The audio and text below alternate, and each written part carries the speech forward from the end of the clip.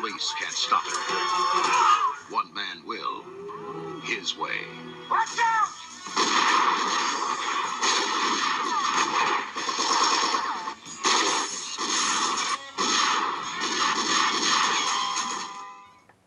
Hello everybody, welcome back to Screenstars. I'm here today to bring you my review for the 1982 classic Charles Bronson sequel, Death Wish 2. The film is directed by Michael Winner, who returns after directing the first one, and stars, of course, Charles Bronson, as well as Jill Ireland, Vincent Gardner, J.D. Cannon, Anthony Francoca, and Ben Frank. Right, okay, this is the sequel to the 1974 Death Wish film, a film that I covered recently on the channel. On that review, I said I was going to watch and revisit all the Death Wish films. I hadn't seen all of them for a very long time, and I haven't even seen the fifth one at all. This time round, Paul Kersey is living in Los Angeles. It's set 4 years after the events in the first film. He's living a quiet life in Los Angeles. He's got a new love interest in his life. He's got a relationship with his daughter who's still very scarred from the first film, and he's still receiving psychiatric care. And then both his housekeeper and his daughter are attacked and raped and killed by a gang of thugs, quite viciously in fact. And this once again encourages Charles Bronson to step out onto the streets as the vigilante to seek his revenge. Right, what are my thoughts on Death Wish 2? Well, a lot of things that I read about this film and a lot of people's comments and thoughts and all that kind of stuff, there's a lot of people that say that they think this film is actually better than the first, or just as good as the first. And I don't think it's an unfair statement to make, because I very much enjoyed this film, this sequel.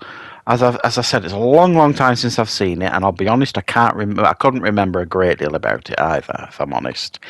And I thought this was very, very good. A very good sequel. I think the only thing that kind of, for me, holds it back from being just as good as the first is the fact that in this time round, if you like, the vigilante character is like a full-formed character, and he's much more of a hunter in this film.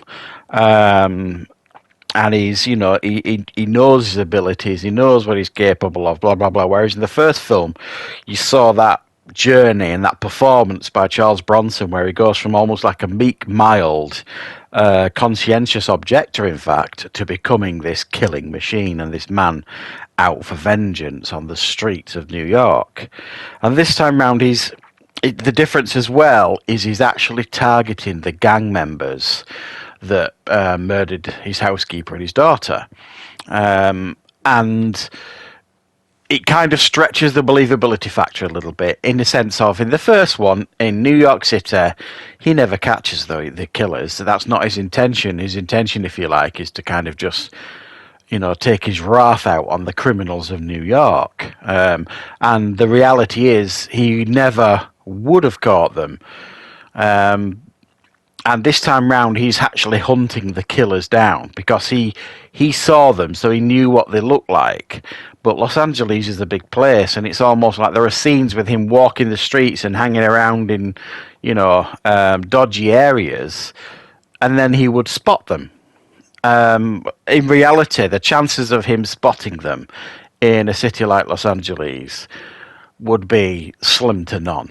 So the first film felt more grounded, gritty, and realistic in some ways. This film felt a little bit more, linear, I suppose, in that sense. But that's my only mild criticism of the film, and I do stress a mild criticism, because I think in some aspects the film improved over the first one. It was more competent, I think, as like an action thriller this time round. The violence and the action scenes were arguably more graphic than the first film. In actual fact, the rape scene that you get at the beginning of this film was very graphic and almost unwatchable. And you do question, did they go too far with that? Because it just, I'm not sure the film needed it to be that graphic. I think the soundtrack this time round is debatable as to whether it's better than the first. This one was Jimmy Page did the music for this one, the soundtrack, and it's got like this really raw, like synth sound that's going through it that kind of announces Charles Bronson as the vigilante when he's walking around the city, and it just, it kind of gets the goosebumps going. It's really, really cool in actual fact. Interestingly as well, I do believe this was the first Hollywood film by Cannon. Correct me if I'm wrong, but I think that might be the case. And obviously went on to make the rest of the Death Wish films with the Cannon group, I do believe. I think Charles Bronson. Again, correct me if I'm wrong. And, the film was very, very entertaining. Nicely constructed, very well paced. A bit of an odd... Well, it wasn't odd, because Jill Ireland, who plays his love interest in this film, was his partner in real life. And one of his conditions for making this film, which is in actual fact his first sequel film, this, I think, for Charles Bronson, was that he didn't want her attacked or assaulted or anything in this film. And the producers agreed. So it almost feels like, to some degree, the relationship kind of feels a little bit tacked on, but it doesn't lessen the impact of, obviously his daughter being murdered, and the brutality of that would obviously be enough to send him over the edge. And the whole idea of her kind of discovering that he is actually, in actual fact, been lying to her and he's the vigilante, I think it could have been handled with far more impact, and be presented as a much more destructive thing to the relationship. It's kind of, okay, yeah, he's lied to me. He is the vigilante. She gets in the car, drives off. He turns up, finds that she's gone, and then boom, it kind of moves to the next scene, and then gets to the end of the film. It's like, I think you could have worked that a little bit better.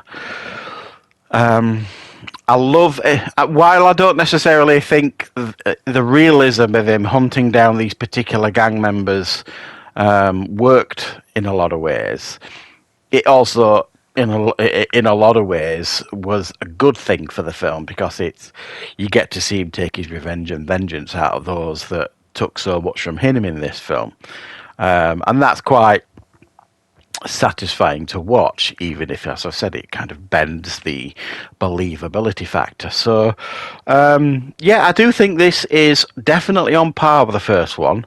It's almost like they've kind of learned from the first one and kind of evolved the process and evolved the characters and the whole thing this time round. It feels like a more grown up picture that, everybody's at the top of the game, everybody understands what they're doing. Bronson, is cool as ice again in this part as Paul Kersey. Michael Winner understands the characters. We've got the Detective Frank Ochoa, who returns as the New York cop. He turns up in Los Angeles, which I thought was a nice thing to do as well in regards to, connecting the film to the first one. So it's got a lot going for it, this film, and you can't say that about a lot of sequels. I think this stands very comfortably next to the first one. I think the first one just takes the flag because it wins on its grounded, gritty approach and the originality factor of it. But this one, in a lot of ways, feels like a fully formed film, and in some ways is, you could argue, a tad more entertaining when it comes to the violence and him taking down the thugs. So let me know in the comments, guys, what your thoughts are on Death Wish 2. I'm quite looking forward to rewatching Death Wish 3. That was the one that I watched the most when I was a teenager, when I was at school, because that was the one that was ultra violent from what I remember and everybody talked about. So yeah, thanks for checking out this review, guys. Don't forget to call back on the channel very, very soon for plenty more content and reviews.